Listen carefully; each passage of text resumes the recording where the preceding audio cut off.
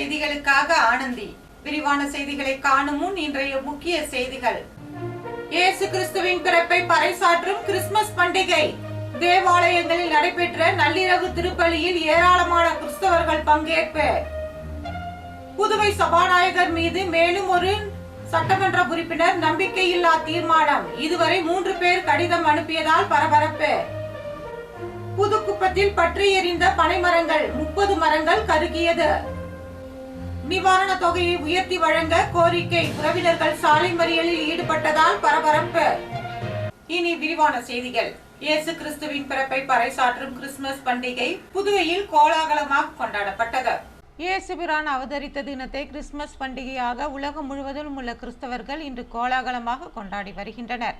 இதனையொட்டி புதுச்சேரி தேவாலயங்களில் நேற்று நள்ளிரவு சிறப்பு திருப்பலி பிரார்த்தனை நடைபெற்றதா. கிறிஸ்துமஸ் பண்டிகையொட்டி தேவாலயங்கள் அலங்கார மின்விளக்குகளால் அலங்கரிக்கப்பட்டு ஜொலித்தன. அங்கு கிறிஸ்துமஸ் மரம், குடில்கள் அமைக்கப்பட்டிருந்தன. புதுச்சேரியில் உள்ள பல்வேறு தேவாலயங்களிலும் 11:30 மணிக்கு கிறிஸ்து பிறப்பு பாடலுடன் நிகழ்ச்சிகள் தொடங்கியதா. தொடர்ந்து திருப்பலி, கிறிஸ்து பிறப்பு திருப்பலிகள் நடைபெற்றதா. அப்போது இயேசு கிறிஸ்து பிறப்பை குறிக்கும் வகையில் இயேசு கிறிஸ்துவின் சொரூபம் ஆலய வளாகத்தில் அமைக்கப்பட்டிருந்த குடிலில் வைக்கப்பட்டிருந்தது. இதனை ஏராளமான கிறிஸ்தவர்கள் கண்டு தரிசனம் செய்தனர். தேவாலயங்களில் நள்ளிரவு சிறப்பு பிரார்த்தனை நடைபெற்றதையொட்டி புதுச்சேரி முழுவதும் போலீசார் தீவிர ரோந்து பணியிலும் பாதுகாப்பு பணியிலும் ஈடுபட்டிருந்தனர்.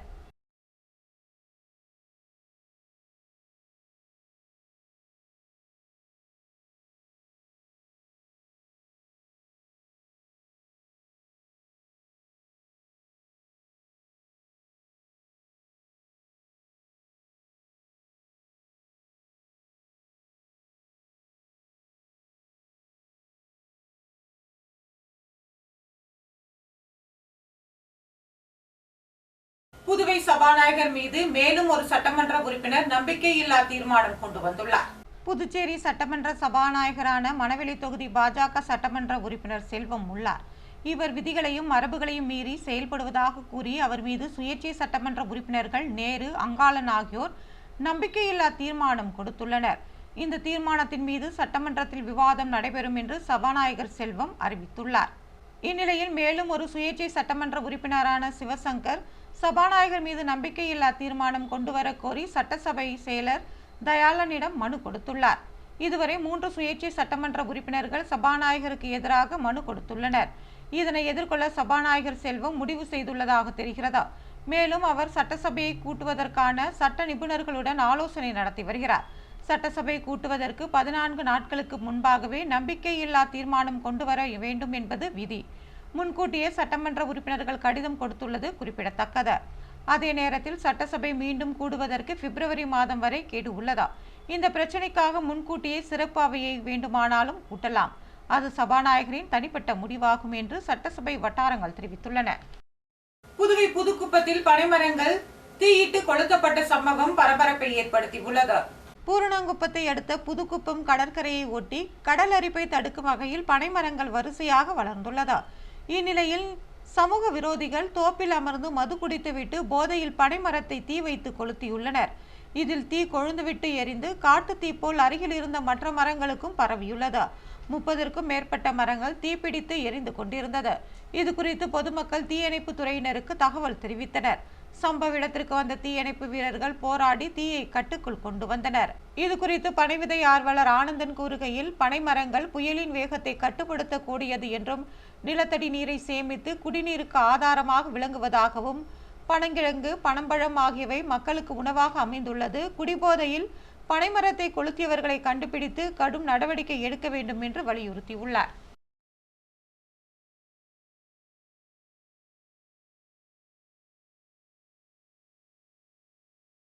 மரக்காணம் அருகே பக்கிங்ஹாம் கால்வாயில் மூழ்கி உயிரிழந்த 3 சகோதரர்களுக்கு நிவாரணம் வழங்கியதை உயர்த்தி வழங்க கோரி சாலை மறியலில் உறவினர்கள் ஈடுபட்டதால் பரபரப்பு ஏற்பட்டது. விழுப்புரம் மாவட்டம் மரக்காணம் சந்தைத்தோப்பு பகுதியைச் சேர்ந்த கணேசன் என்பவரது 3 மகன்கள் பக்கிங்ஹாம் கால்வாயில் மீன்பிடித்துக் கொண்டிருந்த போது தவறி விழுந்து உயிரிழந்தனர். அவர்களது உடல்கள் பெற்றோரிடம் ஒப்படைக்கப்பட்டது. இதனைத் தொடர்ந்து 3 பேருக்கும் தலா 2 லட்சம் ரூபாய் வீதம் நிவாரண உதவி வழங்கப்படும் என்று தமிழக அரசு அறிவித்துள்ளது. இதனால் கொதிப்படைந்த மரக்காணம் பகுதியை சேர்ந்த பொதுமக்கள் நிவாரண உதவியை உயர்த்தி வழங்க கோரி கிழக்கு கடற்கரை சாலை பகுதியில் அமர்ந்து சாலை மறியல் போராட்டத்தில் ஈடுபட்டனர். 100க்கும் மேற்பட்டோர் இதில் கலந்து கொண்டனர். மரக்காணத்தில் கள்ளச்சாராயம் குடித்து உயிரிழந்தவர்களுக்கு 10 லட்சம் ரூபாய் நிவாரண நிதி வழங்கப்பட்ட நிலையில் மீன்பிடிக்கும் போது தவறி விழுந்து உயிரிழந்தவர்களுக்கு மட்டும் வெறும் 2 லட்சம் ரூபாய் அறிவித்திருப்பது நியாயமற்றது என்று கூறி அவர்கள் சாலை மறியலில் ஈடுபட்டனர். இதனால் அங்கு போக்குவரத்து கடுமையாக பாதிக்கப்பட்டது. அவர்களிடம் போலீசார் பேச்சுவார்த்தை நடத்தினர்.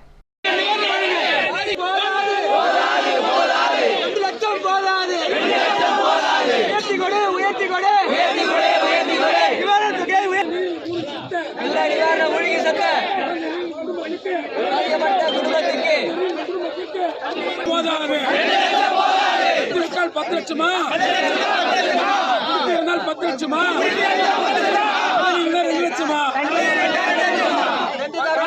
காட்டாதே பாகுபாடு காட்டாதே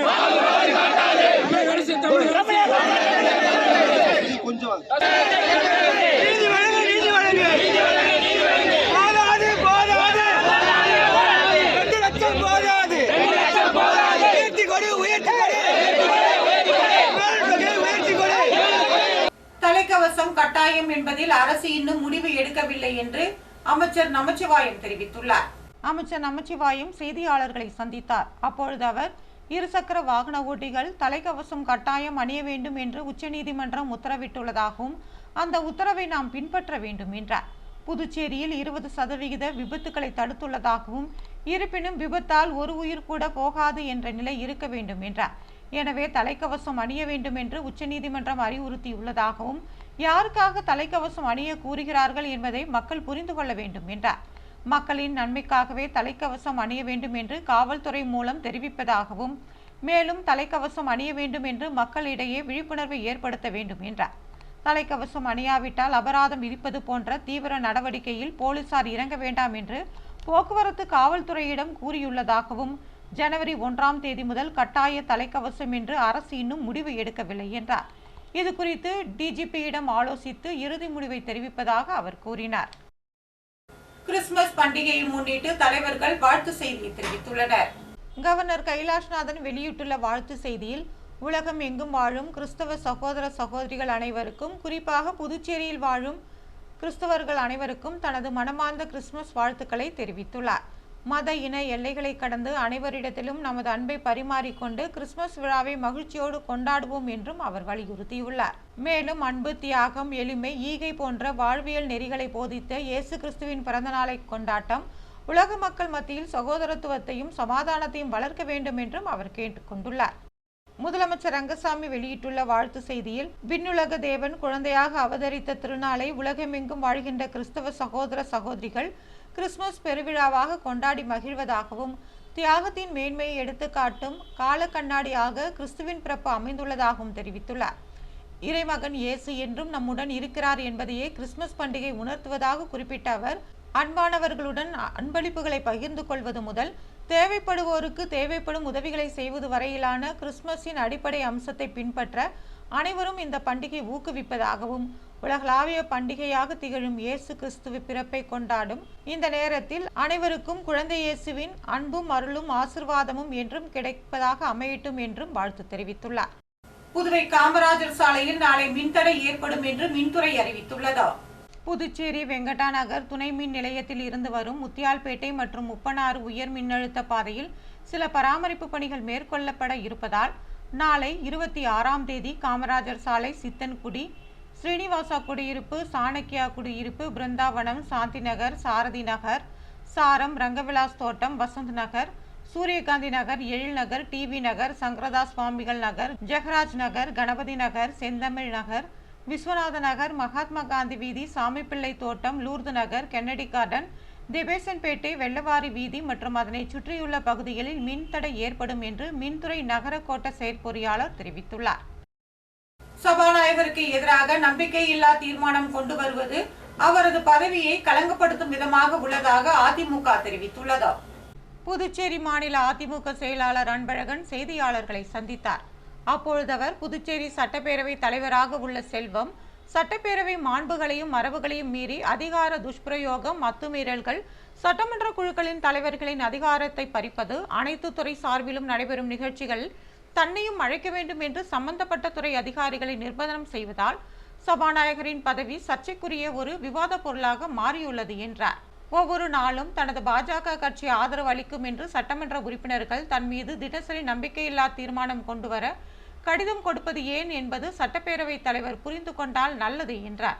புதுச்சேரியில் தினந்தோறும் சட்டப்பேரவை தலைவருக்கு எதிராக பாஜக அரசுக்கு ஆதரவு அளிக்கும் ஒவ்வொரு சுயேட்சை சட்டமன்ற உறுப்பினரும் நம்பிக்கையில்லா தீர்மானங்கள் கொண்டு வருவது மாண்புமிக்க மேன்மை தாங்கிய சபாநாயகர் பதவியை களங்கப்படுத்தும் செயலாக உள்ளதாகவும் முதலமைச்சர் இதுபோன்ற விரும்பத்தகாத நிகழ்வுகளுக்கு முற்றுப்புள்ளி வைக்க வேண்டும் என்றும் அவர் கேட்டுக்கொண்டார். புதுவையில் மர்ம நபர்களால் பணத்தை இழந்த சிலர் சைபர் கிரைம் போலீசில் புகார் அளித்துள்ளனர். புதுச்சேரி கோவிந்த சாலையை சேர்ந்த ஆயிஷா பிபி, லாஸ்பேட்டை கிருஷ்ணா நகரை சேர்ந்த பாலாஜி, லாஸ்பேட்டை சாந்தி நகரை சேர்ந்த எழிலரசி, குயவர்பாளையத்தை சேர்ந்த பாலச்சந்தர் ஆகியோரை தெரியாத நபர்கள் தொடர்பு கொண்டு வீட்டில் இருந்தபடியே ஆன்லைனில் முதலீடு செய்து அதிக லாபம் சம்பாதிக்கலாம் என ஆசை வார்த்தை கூறியுள்ளனர். இதனை நம்பி ஆயிஷா பிபி பல தவணைகளாக 2.95 லட்சமும், எழிலரசி 1.43 லட்சமும், பாலாஜி 5,000ஐயும், பாலச்சந்தர் 10,000 ரூபாயையும் முதலீடு செய்துள்ளனர். பின்னர் அவர்கள் சம்பாதித்த பணத்தை எடுக்க முடியாமல் மோசடி கும்பலிடம் ஏமாந்துள்ளனர். இதேபோல கல்மண்டபம் பகுதியை சேர்ந்த பிரபாகரன் என்பவர் ஆன்லைனில் குறைந்த விலைக்கு அலங்கார விளக்கு விற்பனை தொடர்பான விளம்பரத்தை பார்த்துள்ளார். அந்த விளம்பரத்தில் இருந்த லிங்க் மூலமாக சென்று 16,150 செலுத்தி அலங்கார விளக்கை ஆர்டர் செய்துள்ளார். பல நாட்கள் கடந்த நிலையிலும் பொருள் வராமல் ஏமாந்துள்ளார். இவ்வாறு மொத்தமாக 5 பேரிடம் 4.70 லட்சத்தை மோசடி கும்பல் ஏமாற்றியுள்ளதா? இது குறித்து பாதிக்கப்பட்டவர்கள் சைபர் கிரைம் காவல் நிலையத்தில் புகார் அளித்துள்ளனர். அதன் அடிப்படையில் போலீசார் விசாரணை நடத்தி வருகின்றனர்.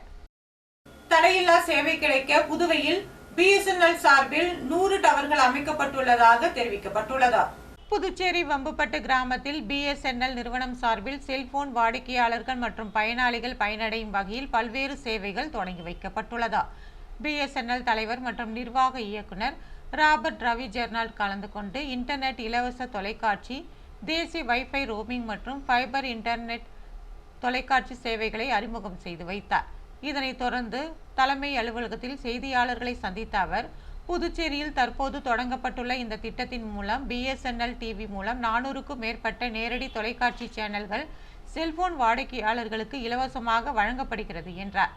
புதுச்சேரியில் தற்போது மண்ணாடிப்பட்டு, வம்புப்பட்டு, சோரப்பட்டு உள்ளிட்ட 5 கிராமங்களில் வைஃபை வசதி செய்யப்பட்டுள்ளதாகவும் தற்போது 130 BSNL டவர்கள் உள்ளதாகவும் சேவையை மேம்படுத்த இன்னும் 100 டவர்கள் புதியதாக அமைக்கப்பட உள்ளதாகவும் கூறினார்.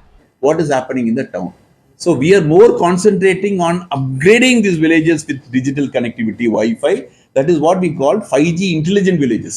So we want to make every village as intelligent villages so that the economy grows on its own. அதாவது நம்ம எடுத்துட்டு வர டெக்னாலஜியை யூஸ் பண்ணி எப்படி வில்லேஜ்லயும் எக்கனாமி க்ரோ ஆகும், அதுக்காக தான் இந்த மாதிரி நம்ம பண்ண போனோம். We have a clear long plan. We will slowly ensure that all the villages are in place. CDOT-ம் TCS-ம் ஒர்க் பண்றாங்க. from TCS, so it's also very helpful. Thank you. சிறிய இடைவேளை. புதுவையில் இன்றைய தங்கம் மற்றும் வெள்ளி விலை விவரம். தங்கம் 1 கிராம் 7,100 ரூபாய். ஒரு சவரன் தங்கம் 56,800 ரூபாய். வெள்ளி 10 கிராம் 960 ரூபாய். மீண்டும் இன்றைய முக்கிய செய்திகள். இயேசு கிறிஸ்துவின் பிறப்பை பறைசாற்றும் கிறிஸ்துமஸ் பண்டிகை. தேவாலயங்களில் நடைபெற்ற நள்ளிரவு திருப்பலியில் ஏராளமான கிறிஸ்தவர்கள் பங்கேற்பு. புதுவை சபாநாயகர் மீது மேலும் ஒரு சட்டமன்ற உறுப்பினர் நம்பிக்கையில்லா தீர்மானம். இதுவரை 3 பேர் கடிதம் அனுப்பியதால் பரபரப்பு. புதுக்குப்பத்தில் பற்றி எரிந்த பனைமரங்கள் 30 மரங்கள் கருகியது. நிவாரண தொகையை உயர்த்தி வழங்க கோரிக்கை. உறவினர்கள் சாலை மறியலில் ஈடுபட்டதால் பரபரப்பு. இத்துடன் செய்திகள் நிறைவு பெறுகிறது. வணக்கம்.